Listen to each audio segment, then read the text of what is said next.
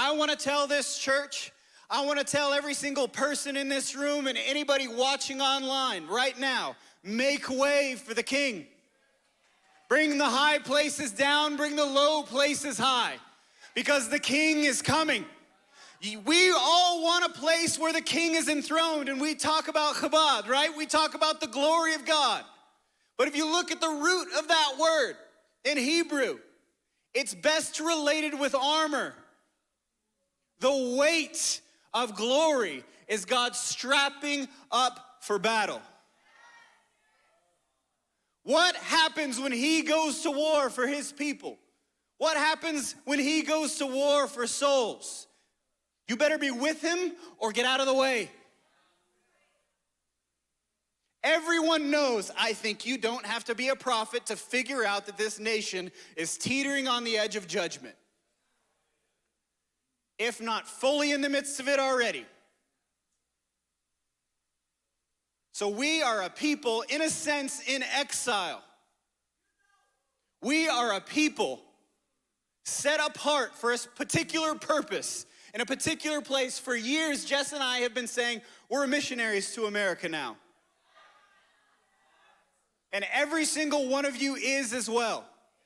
We're not just churchgoers, we're not just Christians like everybody else. We are missionaries to this place, and we best start behaving like we are people of the kingdom of heaven. And we all, every single one of us, needs to go to war. I don't care what you're doing with your life right now. Every single one of you is called to the front lines. Because where will you be found when he returns? Where will you be found when he returns? Over these last 2 years, I saw more cowardice than I can believe. From the pulpit, of all places. The place that used to thunder and make America what it was. When others say it's time to retreat, I say advance, Christian. I say advance to war. You are not physically safe. Life is not safe. You are not promised a long life. You are promised resurrection in the end. What you're promised right now is fighting for every single inch, but full of the power of the Holy Spirit and his resurrection. And even if you die, you win. So I want to do something with you today. I want to declare war. I want to declare war on death itself, because our Christ holds the keys now to death and Hades. And when someone walks into that baptismal, when they go under the water and come out the other end, that man that went in is dead, and a new man comes to life. And nobody understands exactly how it works, but we know that the resurrection of Christ is now in them. And I declare war on death for every single day of my life. And I'll do it for my children and their children's children and those that come after, if the Lord should tarry. I am tired of weak-kneed, flimsy, floppy, political, bending, people-pleasing, boring Christianity. It makes me sick. And it especially makes me sick to see men in their own households cowing to people pleasing. It's time for every single man, and I'm talking to you, yes, biological men, and I don't need to be a biologist to figure that out.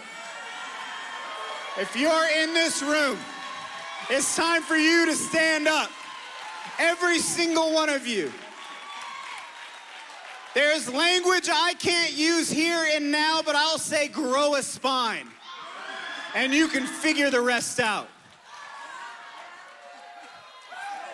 Because it's not about you. The best soldier is one who's already dead. Yes, we are backed into a corner. You know what Sun Tzu calls that in The Art of War? Death ground.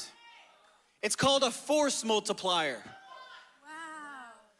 When an army is backed up against a mountain range or a river, they're seen in history to fight at 4 times their number. Yeah, you're already dead. It's a force multiplier. Yeah, you're backed up against a wall. Yeah, they're coming after your kids. Yeah, they're coming after your family. Yeah, we've seen it all before, but we've already been dead. We've been there already. We've walked through hell already. We made it ourselves and Jesus rescued us from it. So I'm telling you today, if we're going to bring the kingdom of heaven on earth, stand your ground.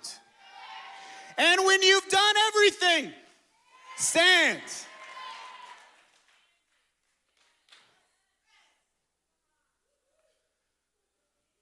When you've done everything. I want to read something to you from one of my favorite passages. If I can find it real quick. There we go. Beauty. And then I'm going to give it to my lovely wife because I'm bad at shouting. But I want to ask you a question before I read this. Because people are going to get baptized tonight. And some of you are still not in the fight. You're coming to check it out. And I hate to say it, but when we were in California on the 6th week of revival, we'd seen over 1,000 people baptized. I couldn't even keep count. We thought we were going to have a cute little worship night with our friends. We thought it was absolutely going to fail. We did. Like, we have no idea what's going to happen. Nobody knows who we are. We're running house churches. And nobody knows who these house churches are. Like, we just had arrived from New York a couple of years before. And by the 6th week, people were coming to watch.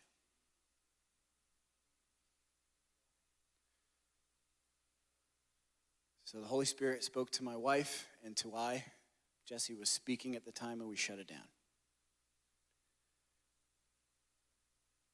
Revival, like war, is not a spectator sport. And every single one of you is equipped to fight. Especially, I want you to know you're accountable for being in a church like this. I've seen some really, really, really horrible churches.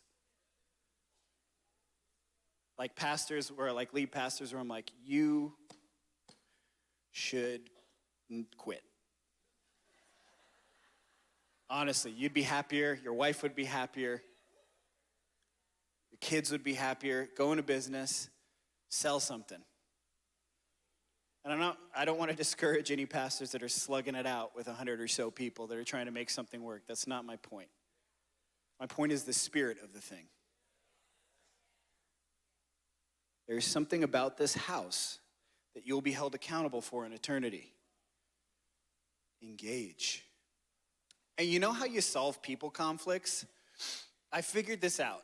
And it's hard to do, but I figured this out. This is how you solve people conflicts. You go to a place where the shooting is.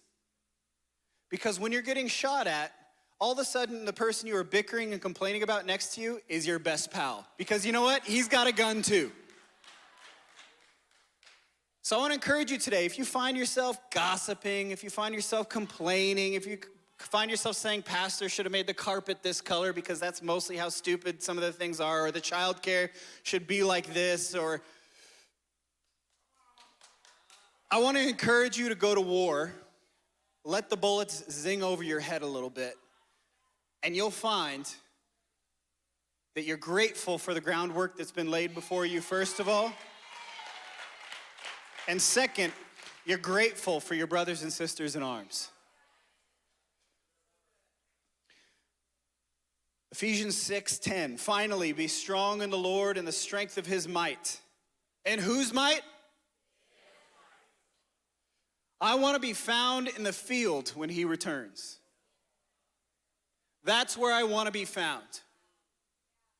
I want to be found in the field. And I don't know if I need to remind this church what you're in the field for. Souls. There's a bench in the front that says souls, just so you can all see it. Maybe you need to all walk by it like Notre Dame does and taps the Irishmen at the top on their way out to the field. Maybe you need to tap it on your way out today and remind yourself, souls. Because every single person that steps in that baptismal tonight and any other night or has over the last 15 or so years or whenever it's been is going to live forever.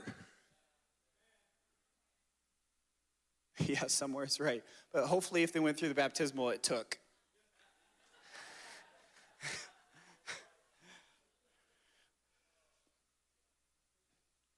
Put on the whole armor of God. What's that? Put on his glory. You're asking for the glory of God, but you're asking for the weight of something that will weigh on us.